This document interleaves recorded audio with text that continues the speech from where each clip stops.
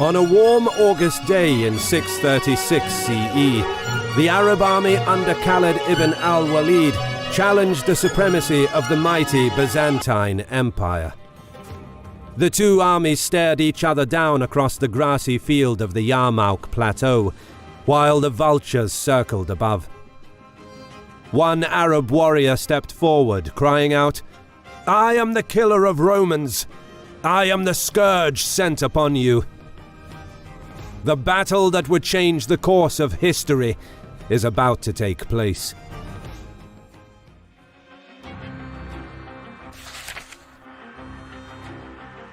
After Prophet Muhammad's death in 632, the first caliph, Abu Bakr, coordinated military campaigns over vast territories of Arabia, turning the peninsula into a stronghold of Islam. This expansion was spearheaded by battle-hardened and experienced commanders, most notably Khalid ibn al-Waleed, the most dependable commander for the Prophet and his successors. The caliph's goal to bring all Arab tribal groups under Rashidun rule, including those in the steppes and cities of Iraq and Syria, led to the first direct clashes with the Byzantines and Sasanians. The two empires had been at war with each other for decades, and the prolonged conflict exhausted the two superpowers. The Byzantines formally restored control over their territories, but decades of war brought political and economic strife across their territory in the Levant, and the imperial authority wasn't yet fully re-established beyond the Dead Sea in the southeast. Foreign policy changed as well. The empire stopped subsidizing many tribal groups that fought on their side, deeming this financial expenditure was no longer needed now that the war against the Sasanians was won. Instead, they began building defensive coalitions with nomadic groups of northern Hejaz to guard Syria from the southeast, extending their political control into Arabia, thereby directly threatening the Muslims who sought to unite Arab tribes under the banner of Islam. Hence, it was imperative for Abu Bakr to assert Rashidun influence in the direction of Syria before the Byzantines could make headway in pulling this area into their sphere of influence. In early 633, 4 Arab armies entered Byzantine territory, commanded by Amr ibn al-Az, Shurabil ibn Hassana, Yazid ibn Abi Sufyan, and Abu Ubaidah. They were ordered not to attack, besiege, or raze any major cities. The objective of this initial phase of the campaign was to occupy the countryside inhabited predominantly by the Arabic-speaking population, many of whom would join the Islamic cause, thus swelling Rashidun ranks and providing valuable logistical support. These early operations laid the groundwork for the upcoming invasion and, ironically, Abu Bakr's focus on the countryside would fool the Byzantines into perceiving the Muslims as mere raiders, and therefore no significant imperial forces were assembled to combat the threat in early 633. Meanwhile, in the east, Caliph's orders were the same: bring the Arab tribes of Iraq into the fold. From the south, Abu Bakr dispatched Khalid, his most trusted commander, in early spring. As the army assembled, the core of Khalid's force of loyal volunteers was augmented by troops from several tribes across Arabia.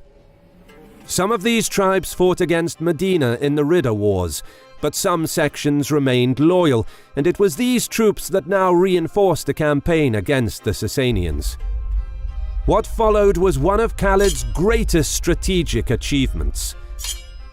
The swift conquest of Sasanian lands west of the Euphrates in a series of battles would be a display of true tactical genius. With his versatile implementation of the indirect approach, Khalid would attack opposing armies from unexpected directions with multiple rapid flanking maneuvers. Furthermore, he was one of only a few commanders in history who used double envelopment to encircle and destroy armies larger than his own, launching perfectly timed cavalry attacks on the opponent's flanks. This daring war of movement reflected his lightning-fast conquest of the territory west of the Euphrates.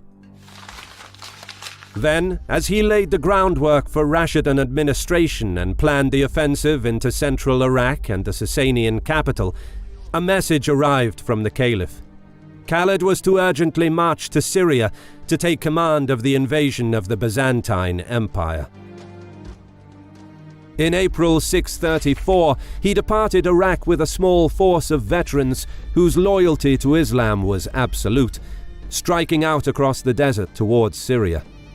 A most perilous of journeys. The troops couldn't carry enough water to last until they reached Syria, so Khalid forced 20 of the camels to drink large quantities of water, then tied their mouths so they wouldn't spoil it by eating or chewing their cud. Camels would then be slaughtered daily, and the preserved water in their stomachs would quench the thirst of the troops. The march through largely waterless country lasted for 6 days, becoming one of Khalid's most famous military feats. Upon entering Syria, he moved southwest to meet with the 3 Muslim armies near Damascus, capturing forts and towns along the way. Byzantine garrisons were caught completely by surprise, not expecting that Muslim troops could enter their territory from an inhospitable desert. So far, the empire relied on a system of forts along the border that would relay information about enemy troop movements to the interior, giving the imperial army time to mobilize and respond to the threat. The prevailing mindset was that any attack that penetrated into the interior would eventually be repulsed. Thus, any loss of territory would only be temporary.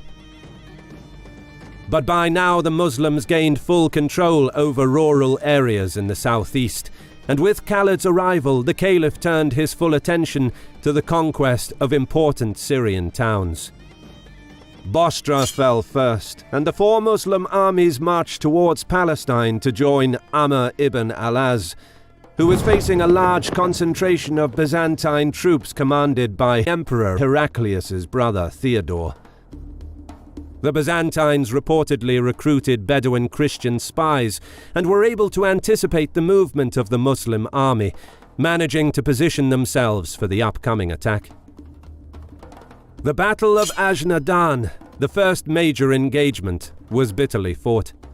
Many prominent Muslims fell as martyrs on the field of battle, but under Khalid's leadership the Arabs managed to wipe out the presence of the Byzantine field army in Syria, and were now advancing north. Theodore retreated to join the emperor at Meza, while remnants of the imperial army fled in disorder to nearby walled cities and forts, with many of the survivors converging on Pella, joining the garrison that was stationed there. Alarmed by Khalid's rapid advance, Heraclius dispatched 2 contingents to fortify key roads south of Damascus, to give the city time to prepare for a siege that was soon coming, and then subsequently headed for Antioch to begin preparations to deal with the Arab threat.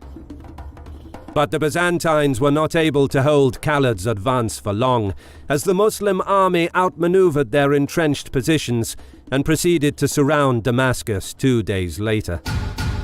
The siege lasted for 20 days, and, after a Byzantine relief force was defeated, the city capitulated. But then came news from Medina that Caliph Abu Bakr died about a month earlier, making Umar ibn al-Khattab, Khalid's cousin, his successor. Aware of Khalid's popularity, the deeply religious Umar demoted him and placed Abu Ubaidah in charge of the Muslim army, aiming to show that no matter who commands the troops, it is Allah alone who gives victory on the battlefield. Under the command of the more cautious Abu Ubaidah, the Muslim advance continued at a slower pace over the coming months. He divided the army in 2, advancing north with the majority of the troops, while sending 2 armies to capture Palestine, where several strong Byzantine garrisons remained in the rear during the initial rapid Muslim advance. Meanwhile, in Antioch, Heraclius wasn't sitting idle. He displayed the military might of the Byzantine Empire as 5 armies assembled and began their march back into Syria from multiple directions, under the overall command of Van, an Armenian general. Furthermore, Heraclius sent word to all major cities, reminding the people of the Byzantine superiority after recent victories against the Sasanians. The message was clear. That Syria belonged to the empire was a fact of life after centuries of Byzantine rule, and the current situation, while alarming, was a setback that will be dealt with. Heraclius's army was prepared to defeat the Arabs in a decisive battle, or destroy their separate armies piecemeal. Upon learning of the initial movement of enemy troops, Khalid immediately recognized that the Muslim position in the north will be surrounded by the numerically superior Byzantine army. He urged Abu Ubaidah to abandon northern Syria and retreat south to a stronger position where the rest of their forces could join them. After some consideration, Abu Ubaidah ordered the army to march south. Messengers were sent to the 2 commanders in Palestine to meet with the main army on the vast plains northeast of Lake Tiberias, which offered plenty of fodder for the horses and were conducive to cavalry maneuvers. And, just as Khalid had suspected, 4 imperial armies marched on Emesa, which would have pinned the Arabs in the north, while another Byzantine army was to recapture Damascus and cut off their line of retreat. The Muslim army withdrew just in time. Meanwhile, Yazdegerd negotiated with Heraclius to mount an offensive from the east. However, the Sasanian army would not be ready in time for a simultaneous attack. Back west, faced against a massive Byzantine army, Abu Ubaidah sent word to Caliph Umar to send all available reinforcements to Syria. And, as the Muslim armies met, scouts reported that a strong Byzantine garrison gathered at Caesarea. This made encamping on the plains near Lake Tiberias a dangerous proposition, as the Arab army could now potentially be attacked on 2 sides. Abu Ubaidah again heeded Khalid's advice to move the army to a stronger position on the eastern end of the Yarmouk plateau. With the battle looming, Khalid was recognized as the ablest field commander and was given temporary control of the troops, while Abu Ubaidah remained in overall strategic command, and the Byzantine army followed close behind.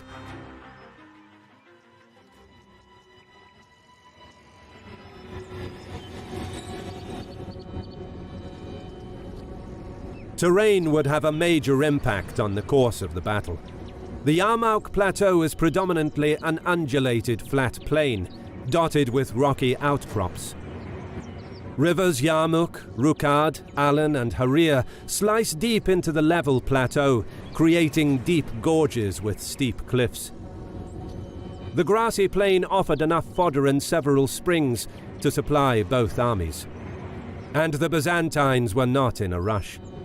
Van was instructed by the emperor to try and pay off the Muslims to go back to Arabia, or at the very least to stall negotiations until the Sasanians were ready to attack in Iraq. Jabala and Gregory did much of the mediation, but as the talks dragged on for up to 3 months, reinforcements sent by Umar began arriving. Concerned that he might lose the numerical advantage, Van took matters into his own hands and asked to negotiate with Khalid in person. By his own words, the Armenian general regarded the Arabs as nothing more than impoverished, hungry, wretched Bedouins, and he offered Khalid food and gold to leave Byzantine lands. Unimpressed by Van's condescendence, Khalid responded, "It is not hunger that brought us here," calling on the Christian general to embrace Islam in exchange for peace, adding, "If you refuse, there can only be war between us, and you will face men who love death as you love life." Enraged, Van fired a warning. Better men tried to take our lands, but were all defeated. Negotiations were over. Van positioned the main Byzantine camp near Al-Yakuza, from where one of the main Roman roads connecting Egypt and Syria could be defended. He anchored his battle line to the gorge in the south and arrayed his troops along the Alan River, stretching to the town of Jabia in the north. On his left flank he placed the Slavic infantry, commanded by Kanatir, a Slavic prince. In the center, Jabala commanded the Ghassanid contingent, while Derjan led the Armenians. Gregory commanded the experienced Greek infantry on the right flank. It is said that the last Roman legion, the Macedonian 5th, was under his command. Archers were mixed with the infantry. Cavalry contingents were supporting each of the 4 divisions of infantry. The Byzantine army numbered around 40,000. Across the field, Khalid stretched his infantry to match the length of the Byzantine line, with the left flank anchored on the gorge in the south, while his right flank reached the vicinity of the town of Nawa. He placed Amr in charge of the right flank, Shurabil and Abu Ubaidah in the center, and Yazid on the left, with archers mixed in with the infantry. Cavalry contingents were positioned to prevent breakthroughs, while Khalid took command of the hand-picked cavalry reserve. The Arab army was around 25,000 strong. The long battle line, stretching around 10 kilometers across the plain, would test the leadership of commanders on both sides. Early on August 15th, the two armies stared each other down. One Arab warrior came forward, dropped his shield and removed his armor, crying out, "I am the death of the palefaces. I am the killer of Romans. I am the scourge sent upon you. I am Zara ibn al-Azwar." Several Byzantine officers challenged the Muslim champion. In a matter of minutes, Zara cut them down in single combat. More Muslim champions stepped forward, and as the dueling spectacle continued, Byzantine troops witnessed the slaying of many of their officers. Then, at noon, Van ordered the army to advance. Using his numerical advantage to extend the front, he forced Khalid to stretch his infantry thin, and he planned to probe the Muslim line for any weak spots that he could punch through. As the Byzantine army closed the distance, Van ordered a third of his infantry to advance on the enemy. The fighting was not too intensive, as both sides tested each other's resolve. Nevertheless, Van was surprised by the determination of Arab troops. He observed that the deep gorge to the south would restrict cavalry maneuvers and offer some protection to the Muslim left flank, while the terrain to the north was open, leaving the Muslim right exposed. Khalid was also aware of this problem, and he positioned himself slightly closer to the right wing so that he could reinforce it quickly if necessary. As the day began drawing to a close, Van broke off the attack and ordered his troops back into the position on the Alan River. During the night, both commanders contemplated their next move. Khalid knew that a frontal assault against a better equipped and more numerous enemy would be dangerous, especially when supported by contingents of Byzantine heavy cavalry. Van, meanwhile, was ready to attack and break the Muslims. Early next morning, the Byzantine commander committed all of his troops forward. He intended to catch the Muslims unprepared during their morning prayers. But Khalid expected this. During the previous night, he ordered the construction of outposts in front of his line to prevent any surprise attacks. Despite losing the element of surprise, Van remained confident in his drilled veterans. The Byzantine commander planned to apply steady pressure against the Muslim center in order to tie down as many of Khalid's troops as possible, while focusing the main thrust of his attack on the flanks, where he expected to overwhelm and drive the enemy from the field with his superior numbers. As the two armies clashed, Khalid's men held their ground in the center against the stalled Byzantine advance. But for his troops on the flanks, the situation was different. Kanatir attacked Khalid's right flank in force. The outnumbered Muslim infantry held fast, but were pushed back. Amr ordered his cavalry to check the Byzantine advance in order to buy time for the infantry. The cavalry counterattack blunted the Byzantine charge, but Kanatir kept pushing the Muslims back toward their camp. Women from the camp rallied, and some joined the fighting.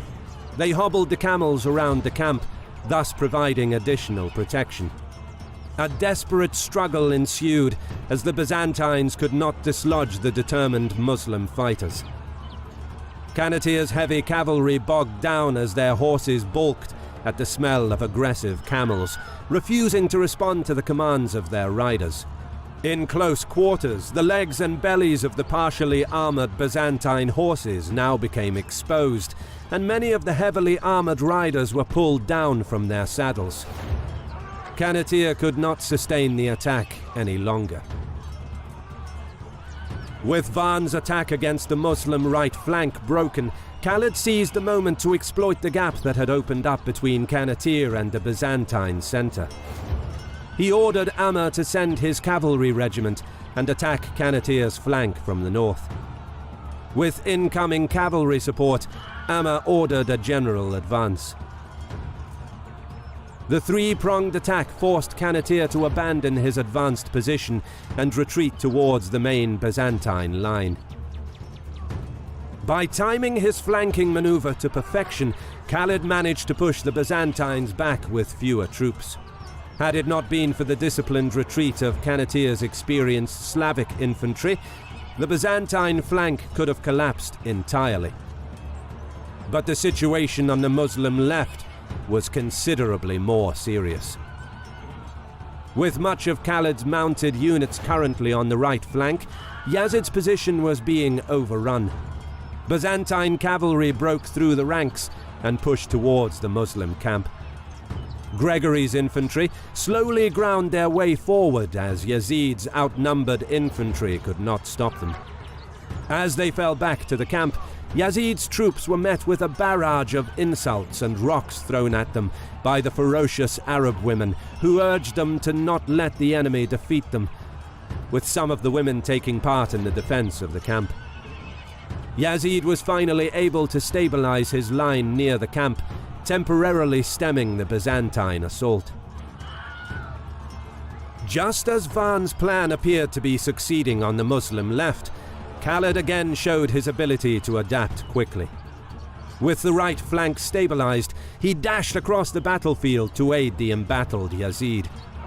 He detached a cavalry contingent under the command of Dara ibn al-Azwar, ordering him to round the Byzantine centre. This decision proved crucial, for when Dara struck the flank of the Byzantine centre, he fixed them in place, preventing reinforcements from reaching Gregory to support his push against the Muslim left. But most importantly, this maneuver gave the impression to the Greeks that they were being outflanked, damaging their morale. Further on the left flank, Khalid came to Yazid's aid, hitting Gregory's division.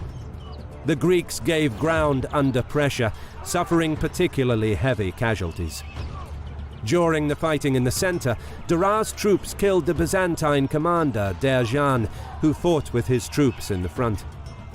Finally, as dusk approached, the two exhausted armies ceased hostilities for the day.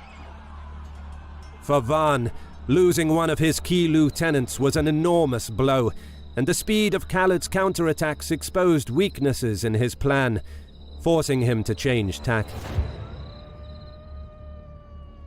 The battle resumed with the Byzantines again advancing on the Muslim line. This time, however, Van focused mainly on Khalid's right flank, where the Byzantine heavy cavalry could do more damage. Bitter fighting ensued as the Byzantine heavy cavalry charge outmatched Arab light mounted units.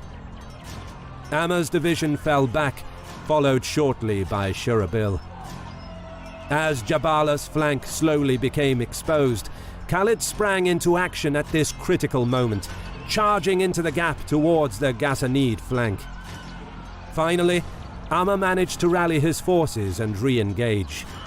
Shurabil too reorganized after taking some losses and went on the offensive. The fighting developed into a bloodbath as the outflanked Ghassanids took a heavy beating and retreated in disarray. Seeing Jabala disengaging, Kanatir too withdrew in good order. Khalid's well-timed flanking attack again stopped the Byzantines. The next day, Van persisted with the same battle plan. Kanatir led the Slavs against Amr's division. Jabala's Ghassanid division, now reinforced by Van's Armenians, advanced on Shurabil. As soon as they met the Byzantine charge, the Muslims were hard-pressed. Arab light cavalry was especially having trouble holding the push of the imperial cataphracts. Meanwhile, Van ordered the Armenians and Greeks forward at a slower pace. Khalid now feared a general Byzantine assault along the entire line. He understood that, considering the losses on the previous day, he no longer had the numbers to repulse a general advance by imperial troops, and his cavalry reserve would not be able to reinforce both flanks at the same time. To avert disaster, Khalid sent Abu Ubaidah and Yazid forward, aiming to stall Van's advance and buy some time for his troops on the right. He then hastily rushed towards the gaps that opened between Shurabil and Amr, as their lines started buckling under the weight of the Byzantine attack. Meanwhile, the Muslim left held the initial Byzantine push, but Van reinforced the attack with horse archers, subjecting the Arabs to ceaseless barrages of arrows. The point-blank volleys caused such losses to Abu Ubaidah's and Yazid's divisions that the incident became known as the Day of Lost Eyes. Unable to withstand the storm of arrows, the Muslim left retreated to get out of range of Byzantine archers. On the other side of the battlefield, Amr rallied his forces and halted Kanatir's advance, while Khalid shored up Shurabil's ranks and pressed Jabala's division. The Ghassanids fought stubbornly, but having taken heavy losses, they slowly gave ground. Now that he was committed on the right, Khalid's worst fear was realized. Gregory ordered the general advance of his division, sensing that the Arabs were shaken by the losses they took from Byzantine arrow volleys. Sure enough, Yazid's battered division gave way, with Abu Ubaidah barely holding Van's Armenians. With the Rashidan left in dire straits, Arab women from the camp picked up weapons and joined the fighting. The desperate last stand of the women inspired the Muslims to hold their ground against all odds. Meanwhile, on the right, the Byzantines finally retreated after several hours of fighting, and the rest of Van's line soon followed. The fourth day of the battle was devastating for the Arabs, particularly the left wing. But incredibly, they managed to hold back the Byzantines. Next morning, Van unexpectedly sent an emissary offering a truce. Arab commanders met for an impromptu war council. Some argued to accept the truce, seeing it as a victory after fighting a much larger army deep within enemy territory, while others noted that the men are tired, wounded, and vastly outnumbered. The consensus was to leave and come back to fight another day. Khalid listened to his comrades, then stood up, saying, "The past 4 days tested our resolve. Now is not the time to concede. Now is the time to be decisive." He argued that the strategy was to be on the defensive, wear out the enemy, then counterattack. And now he sensed that the Byzantines lost heart and that Van was trying to buy time to raise morale of his troops. The time to attack is now. There would be no truce.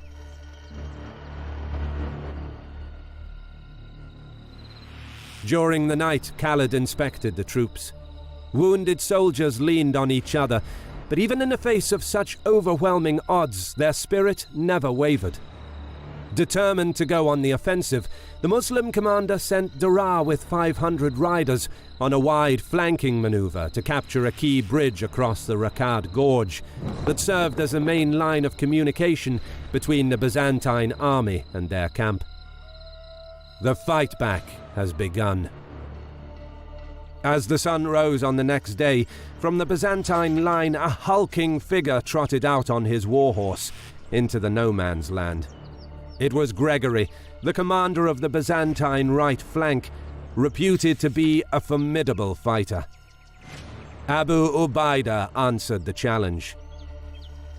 As the overall strategic commander of Arab forces in Syria, before leaving he told Khalid, "If I don't return, you shall resume command of the army after the battle, until the Caliph decides otherwise."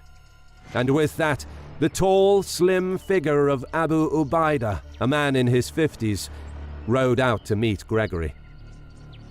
The two met in the middle, both excellent in single combat. Circling each other, they traded blows for several minutes, as both armies anxiously watched. Then Gregory ran back towards his line, a trick designed to fool Abu Ubaidah into lowering his guard.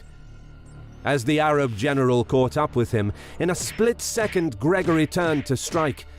Abu Ubaidah ducked to evade the blow, striking the Greek general across the neck with his blade. Gregory dropped his sword and slumped from his horse. Moments later, Khalid ordered the Muslim line forward.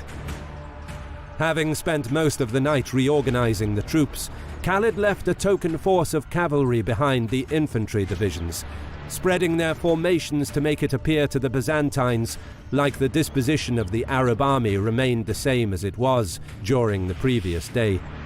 And he took all of the remaining cavalry, hiding it in the shallow dips of the plateau. Some of the men in the Byzantine line could hardly believe that, despite such heavy losses, the Muslim army went on the offensive. As the clash in the center erupted, the Arabs pressed hard. They were determined to drive the enemy back, but their substantial numerical disadvantage meant that they could not sustain this battle of attrition for long. Just as Van's troops managed to slow the momentum of the Muslim advance, Khalid sprung his trap. From the gentle dips in the terrain, 8,000 riders galloped forward. By amassing most of his cavalry, Khalid planned to surround the Byzantine left flank.